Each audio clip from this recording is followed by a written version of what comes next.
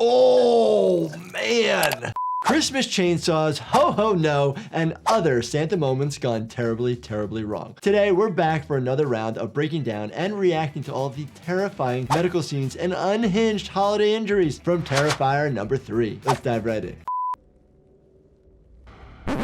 He's using an axe, a regular size axe, not a hatchet. You know what a hatchet is, don't you, Bug? I don't know if any of you have swung an axe before, but they are heavy. So as you swing it, even though it's not like typically the sharpest tool in the tool shed, so to speak, it has so much force to it and weight behind it that then it actually can impale in.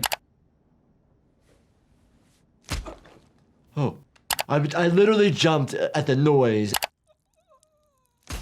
Oh! Oh my gosh. Why is the arm so soaked in blood? Typically when people come into the emergency department, the arm has like blood like dripping on it, but not like almost like you put your arm in something. Oh, what? I just see pooling of blood out of the left side of the neck, just below the ear. If you turn your head, you have the muscle here called your sternocleidomastoid. But sitting underneath this area, that is where the carotid artery and the jugular vein actually run.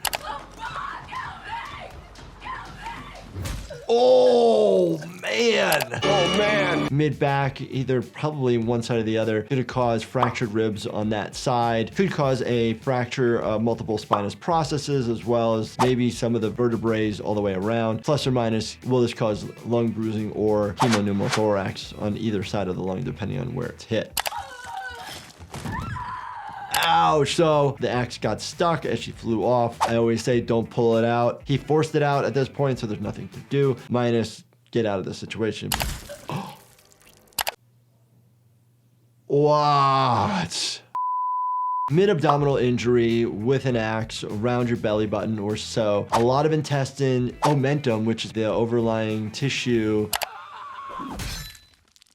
Full part of the blade of the axe went straight into the cranium. So that deep, you're going to cause brain trauma, brain destruction, bleeding, and the likelihood of all of these injuries added together will make somebody succumb.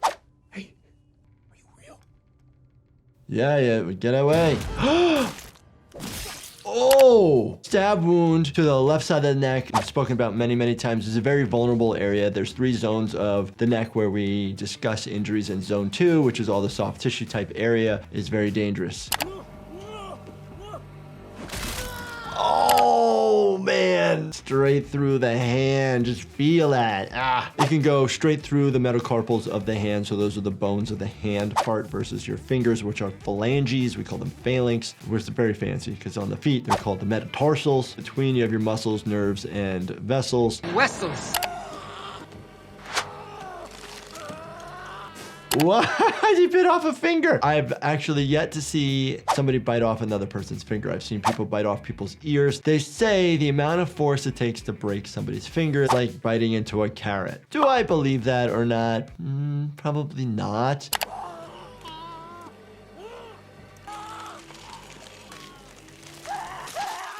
Oh, wow. Okay, that was crazy. Art decides to deglove the skin from the scalp to the face. I've actually seen this happen in traumatic injuries, car accidents. As long as the skin is thick enough and has its blood supply going to it, a lot of times this could potentially fix with obviously lots of surgeries. I'm not going to tell you again.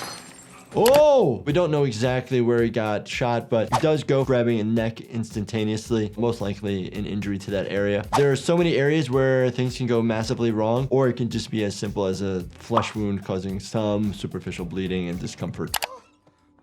What is that? Fire extinguisher, right? Oh.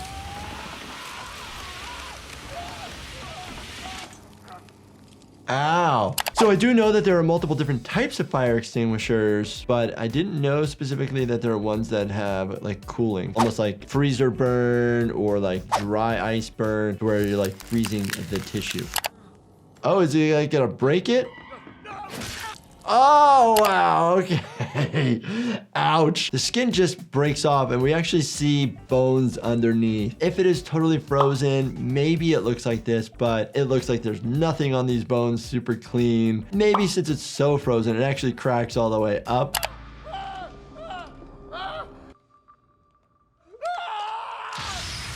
Anybody else feel a little stressed out? Perfect time to let you know that my health company, Life Happens, is running a buy one, get one free deal right now. Whether you need better sleep, a focus boost, calm vibes, or faster recovery, this is the time to stock up. Head to lifehappens.com to snag this deal before it's gone.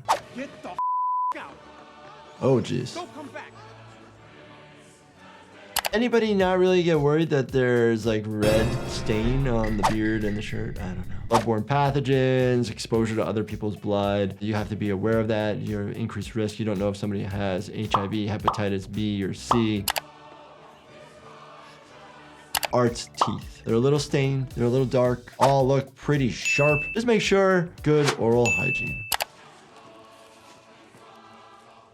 Also, looking at Art's eyes, the question ends up being, does he have just a pupil and sclera, the white part, the pupil black part, or is his iris like not colored, so the iris is the colored part of the eye? Because his eyes right now look almost too small for that to be the iris with a pinpoint pupil. Corey, get back over here. Back in line, kids. Oh no, what does he have? I wonder what I got. Corey.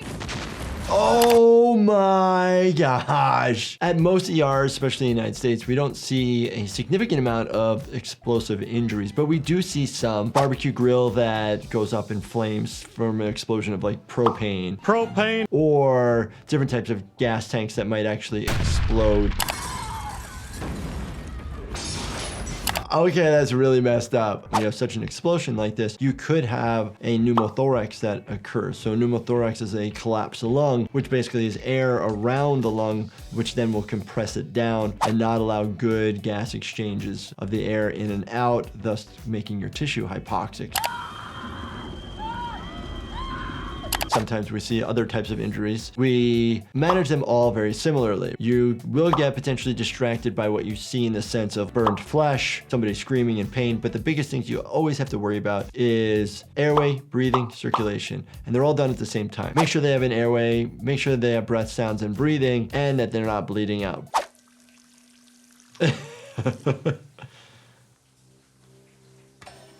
Wash your hands. Oh, good work.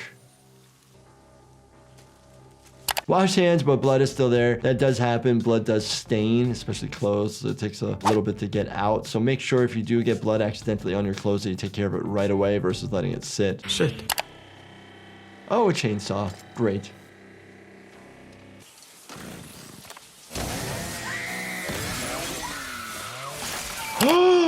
Oh, that looks like it hurts. Laceration, destructive injury to the left wrist, probably causing mostly soft tissue injury, maybe a chunk of bone or two. It will bleed a lot. There is a lot of vessels on their way down. So now right hands, fingers go all over the place. Your fingers are relatively small. You have arteries running down on either side. And so what ends up happening is you will actually start spraying some blood down there, especially if your heart rate's up and your blood pressure's up. Oh, the leg is gone. Yeah, oh, whew. This looks like a below the knee amputation because you can see the kind of the knee and you're seeing some of the bones there kind of sticking out at each end. It's not the most accurate depiction. You wouldn't get such a clean wound like this. I was never this clean. From a chainsaw. Taking chainsaw to the rear, you're seeing flesh wound. The issue ends up being you're cutting into the rectum, so you're cutting into specialized muscle tissue. That's a different direction. It's just not normal like a bicep muscle. They're smooth muscle as well, so they're working within the nervous system on their own, so to speak. And then you're cutting into the coccyx, so the bone that's fused, as well as the sacrum. Given what we're looking at, we can assume multiple lacerations, injuries to the thorax and the abdomen, significant amount of blood loss, bleeding out, and so over time you're going to be hypovolemic and go into hypovolemic shock once you lose between 30 to 40% of your blood volume. Oh my gosh, this is awful. The way you start going into the shock component where you're altered, you're having decreased perfusion of your vital organs. Things are slowing down. You might get sleepy, cold, really out of it. You might not even be conscious anymore. And then you have an increased risk of, death from that point. Oh my gosh. There's something called an E-wall tube. It is a tube that they used to use for whole bowel irrigation and basically stomach pumping individuals when there was massive overdoses. It is a massive tube and very difficult to be compliant with it. We don't use this anymore.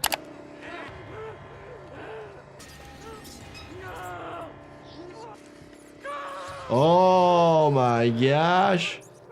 So is this Art's girlfriend? Please let me know in the comments.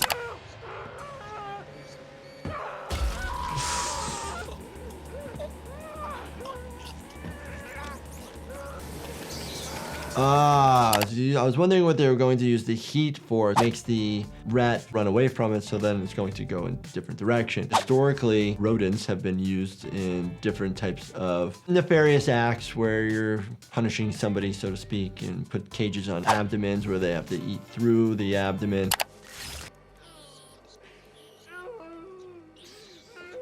Laceration to the anterior component of the neck here. Right there is your trachea. Wouldn't be the esophagus, so they're going down into the airway. They cut that open. It's not really a big spot, actually. I mean, cool idea, but not as realistic. Also, check out my limited edition Dr. ER apparel, available now for a short time only. Once it's gone, it's gone. So grab yours before it's too late at shopdrer.com. To be honest, let's all be honest, it's pretty messed up. But again, it's quirky. Some of the things are, let's say, not realistic, but some I guess could. And we do see a lot of injuries that are similar to this that come to the emergency department. If you enjoyed this, definitely check out this playlist right here. Binge watch everything. And as always, do me a favor, subscribe, turn your bell notifications on, and hit that like button for me. Thank you so much for watching, and stay healthy, my friends.